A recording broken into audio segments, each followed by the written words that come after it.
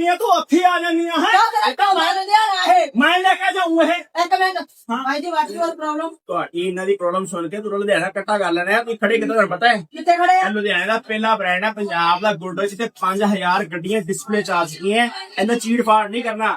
ਇੱਕ ਨਹੀਂ 1000 ਗੱਡੀਆਂ ਹੈਗੀਆਂ। ਰੱਖੜੀ ਦਾ ਮੇਲਾ ਲੱਗ ਚੁੱਕਾ।